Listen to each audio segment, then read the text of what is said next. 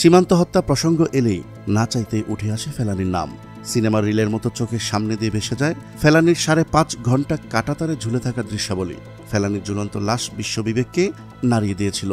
সোচ্চার হয়েছিল গোটা বিশ্ব। বিচার চাওয়া হয়েছিল হত্যাকারীদের, লাভ হয়নি। ফেলানির মা আজও কেঁদে বুক ভাসিয়ে বলেন, মেয়েটার হত্যার বিচার পেলাম না।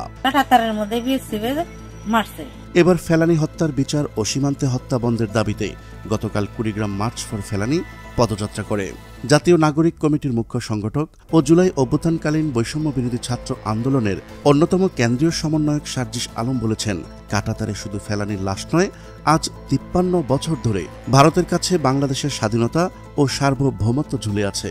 এক দেশের সঙ্গে অন্য দেশের সম্পর্ক হবে সার্বভৌমত্বের সম্মানের, কিন্তু পার্শ্ববর্তী রাষ্ট্র বিগত 53 বছর বাংলাদেশের স্বাধীনতা ও সার্বভৌমত্ব যেভাবে একটি দলের কাছে কুক্ষিগত করে রেখেছিল,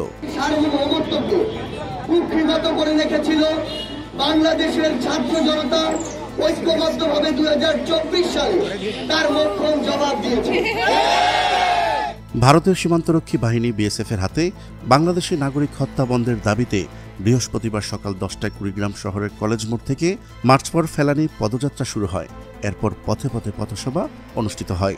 সন্ধ্যায় প্রায় 40 কিলোমিটার দূরে নাগেশ্বরী উপজেলার রামখানা ইউনিয়নের কলোনিটারি গ্রামে ফেলানির বাড়িতে গিয়ে এই পদযাত্রা শেষ হয়। তার আগে রামখানা বাজারে জনসভায় যোগ দেন সার্জিস। সেখানে বক্তব্যে সার্জিস বলেন,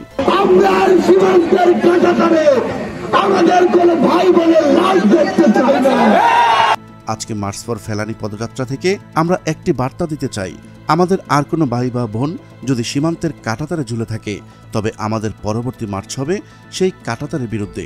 নতুন বাংলাদেশ আর কারো দাসত্ব করবে না।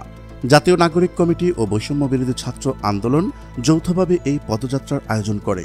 এই পদযাত্রা সীমান্তে বিএসএফ এর হত্যা বন্ধে এবং ফেলানি হত্যার বিচার সহ 5 দফা দাবিতে লিফলেট বিতরণ করা হয়। পদযাত্রার পথসভাগুলো সভাপতিত্ব করেন জাতীয় নাগরিক কমিটির কেন্দ্রীয় যুগ্ম আহ্বায়ক ডক্টর মানবতার পক্ষে আমরা মার্চ করতেছি, আমরা অন্যায়ের বিরুদ্ধে মার্চ করতেছি, আমরা ন্যায়ের পক্ষে মার্চ করতেছি। আমাদের এই মার্চটা হবে শুধু ফেলানি নয়, যত ভোটার হত্যা হয়েছে সারা পৃথিবী। এই পদযাত্রায় অন্যান্যদের মধ্যে কুড়িগ্রাম জেলা জাতীয় নাগরিক কমিটির সংগঠক মুকুল মিয়া, মিডিয়া সংগঠক রাশিদুজ্জামান তাওহিদ, লিগ্যাল এইড সংগঠক অ্যাডভোকেট আব্দুল বারেক ও অন্যান্য নেতারা অংশ নেন। এছাড়াও কুড়িগ্রাম জেলার বৈষম্য বিরোধী ছাত্র আন্দোলনের প্রতিনিধি ও অন্যান্য নেতারাও ছিলেন। নাগেশ্বরী কলনিটরি গ্রামের নূর ইসলাম ও জাহানারা দম্পতির বড় সন্তান ফেলানি পরিবারের অভাব দূর করতে কাজের সন্ধানে ফেলানি ভারতে গিয়েছিলেন। পরে দেশে তার বিয়ে ঠিক হলে 2011 সালের 7 জানুয়ারি ভোরে ভারতীয় দালালদের সহায়তায় ফুলবাড়ী অনন্তপুর সীমান্ত দিয়ে বাড়িতে ফিরছিলেন ফেলানি। মই দিয়ে কাঁটাতারের বেড়া পার হওয়ার সময় বিএসএফ এর সদস্য অমিয় ঘোষের গুলিতে ফেলানি মারা যান। এরপর তার দেহ অন্তত 5 ঘন্টা কাঁটাতারে বেড়ায় ঝুলেছিল। সেই ছবি দেশি ও আন্তর্জাতিক গণমাধ্যমে প্রকাশ হলে মানবাধিকার কর্মীরা সমালোচনা ঝড় তোলেন।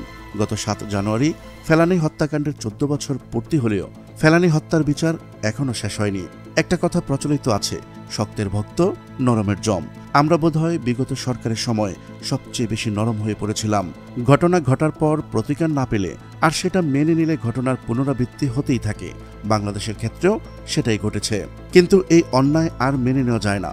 আমরা প্রতিবেশীর সঙ্গে বন্ধুত্ব চাই, কিন্তু অবশ্যই সেটা আমাদের স্বার্থের পরিপন্থী হলে নয়। আর হত্যার মতো বিষয়গুলো তো মোটেই নয়। দেশে এখন অন্তর্বর্তী সরকার, সরকারের কাছে আমাদের প্রত্যাশা সীমান্তে মানুষ হত্যা বন্ধ হোক। সেজন্য যে যে কার্যকর ব্যবস্থা নেওয়া দরকার দ্রুত নিন। প্রিয় দর্শক, আজ এই পর্যন্তই। দেখা হচ্ছে পরবর্তী ভিডিওতে। ততক্ষণ পর্যন্ত মহান আল্লাহ তাআলা সবাইকে ভালো রাখুক, সুস্থ রাখুক। আল্লাহ হাফেজ।